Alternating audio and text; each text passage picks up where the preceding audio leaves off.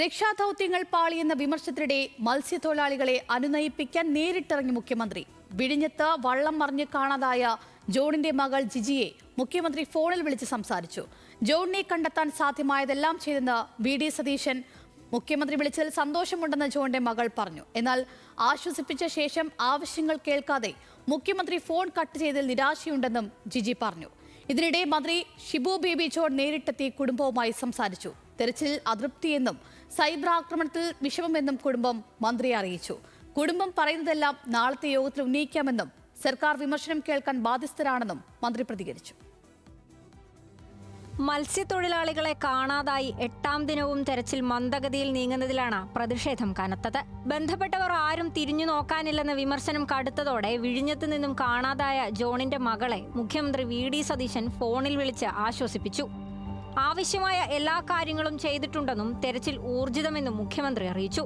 മുഖ്യമന്ത്രിയുടെ വാക്കുകൾ ആശ്വാസമായെന്നും തിരക്കുകൾക്കിടെ വിളിക്കാൻ സമയം കണ്ടെത്തിയതിൽ സന്തോഷമെന്നും ജോണിന്റെ മകൾ ജിജി. 8ാം ദിവസമാണെങ്കിലും നമുക്ക് വേണ്ടി സമയം കണ്ടെത്തി അദ്ദേഹം നമ്മളെ വിളിച്ച് സംസാരിച്ചതിൽ ഒരുപാട് സന്തോഷമുണ്ട്.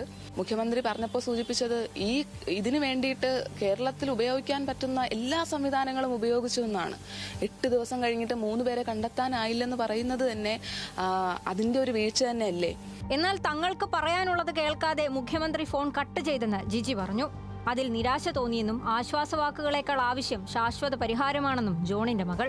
ഞങ്ങളുടെ ആവശ്യങ്ങൾ കേൾക്കുന്നതിന് മുമ്പ് സമയപരിമിതി മൂലം അദ്ദേഹം തന്നെ ഫോൺ കട്ട് ചെയ്തിട്ട് പോവുകയാണ് ഉണ്ടായത്. നമുക്ക് വേണ്ടത് ആശ്വാസവാക്കുകളെക്കാൾ ഉപരി നമുക്കൊരു സൊല്യൂഷനാണ് വേണ്ടത്, ഒരു പെർമനന്റ് ആയിട്ടുള്ള ഒരു സൊല്യൂഷൻ.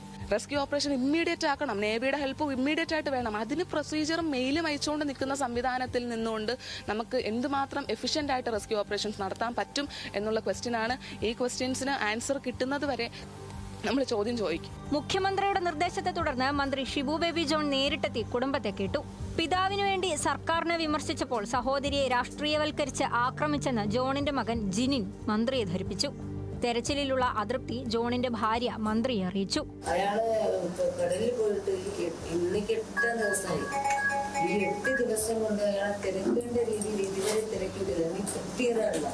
കൂടുതൽ മേഖലയിലേക്ക് തെരച്ചിൽ വ്യാപിപ്പിക്കണമെന്നും മത്സ്യത്തൊഴിലാളികളെ കൂടി സംഘത്തിൽ ഉൾപ്പെടുത്തണമെന്നും കുടുംബം മന്ത്രിയോടും ആവർത്തിച്ചു. നാളെ ചേരാനിരുന്ന ഓൺലൈൻ യോഗത്തിൽ ഇക്കാര്യം പരാമർശിക്കുമെന്നും രാമേശ്വരത്തേക്ക് ഉൾപ്പെടെ തെരച്ചിൽ വ്യാപിപ്പിക്കുമെന്നും സന്ദർശനശേഷം മന്ത്രിയുടെ ഉറപ്പ്. വീഴ്ചകൾ സംഭവിച്ചിട്ടുണ്ടെങ്കിൽ അതിന് ഉത്തരവാദി ആരാന്ന് കണ്ടുകൊണ്ട് നമ്മൾ അനുയോജ്യമായ ഇത് ആവർത്തിക്കാതിരിക്കാനുള്ള നടപടി സ്വീകരിക്കും. അങ്ങനെയാണ് ഞാനും ഇപ്പം മന്ത്രിയായപ്പോഴല്ലേ, ഞാൻ നീണ്ടാരയിൽ നിന്നല്ലെങ്കിൽ കടപ്പുറത്തു നിന്നുള്ള ഒരു വ്യക്തിയാണെങ്കിൽ പോലും ഒരു റെസ്ക്യൂവിന് SOP ഇല്ലെന്നുള്ളത് ഈ ദിവസങ്ങളിലാണ് മനസ്സിലാക്കുന്നത്. ആ പോരായ്മകളൊക്കെ പരിഹരിച്ചല്ലേ നമുക്കിന് പരിഹാരം കാണാനൊക്കത്തുള്ളൂ. പിന്നെ മത്സ്യത്തൊഴിലാളികളെ ചേർത്തുള്ള റെസ്ക്യൂ ഓപ്പറേഷൻ നടക്കത്തുള്ളൂ. കരയിരിക്കുന്നവർക്ക് കടലിനെ കുറിച്ചല്ലേ അറിയാവൂ. ജോണിന്റെ മകൾക്കെതിരായ സൈബർ ആക്രമണത്തെ മന്ത്രി അപലപിച്ചു.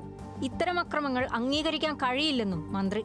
ആ മാനസികാവസ്ഥയിൽ കഴിയുന്ന ആ കുടുംബത്തെ ഒരു തരത്തിലും അങ്ങനെ ചെയ്യുന്നവർ അവരോട് യോജിക്കാൻ സാധിക്കത്തില്ല. അവർക്ക് മനുഷ്യത്വപരമായ സമീപനമല്ലേ അവരുടേത് എന്ന് പറയാൻ നിർബന്ധിതമാകുകയാണ്. ആരെങ്കിലും അങ്ങനെ ചെയ്തെങ്കിൽ അത് തെറ്റാണ്, ഒരിക്കലും അനുവദിക്കാൻ സാധിക്കുന്നതല്ല. മുതലപ്പുഴയിൽ കാണാതായ ഷിജിനായുള്ള തെരച്ചിൽ ഊർജിതമാക്കുമെന്ന് മത്സ്യത്തൊഴിലാളികൾക്ക് മന്ത്രി CP ജോണും ഉറപ്പു നൽകിയിട്ടുണ്ട്. ജോണിന്റെ കുടുംബവുമായി നടത്തിയ ചർച്ചയ്ക്ക് ശേഷമായിരുന്നു മന്ത്രിയുടെ പ്രതികരണം. 10 പേരെ ബഹുമാനപ്പെട്ട അച്ഛനിവിടെ സെലക്ട് ചെയ്ത് നിങ്ങൾ പറയുന്നതനുസരിച്ച് സെലക്ട് ചെയ്ത് തരുമ്പോൾ അവരെ കൂടി ഈ തെരച്ചിലിൽ നിങ്ങളുടെ പ്രതിനിധികളെന്ന നിലയിലും മറ്റേത് തെരച്ചിൽക്കാരെക്കാളും മിടുക്കന്മാരെന്ന നിലയിലും അവരെ തൽക്കാലികമായി കളക്ടറേറ്റിന്റെ രക്ഷാപ്രവർത്തനത്തിന്റെ ഭാഗമാക്കി മാറ്റും. അല്ലാതെ അവരെ കേവലമായിട്ട് അന്വേഷിക്കാൻ മാത്രം വിടുകയല്ല. ഒരു നൂലാമലയും ഇല്ലാതെ കാര്യങ്ങൾ മുന്നോട്ട് കൊണ്ടുപോകും.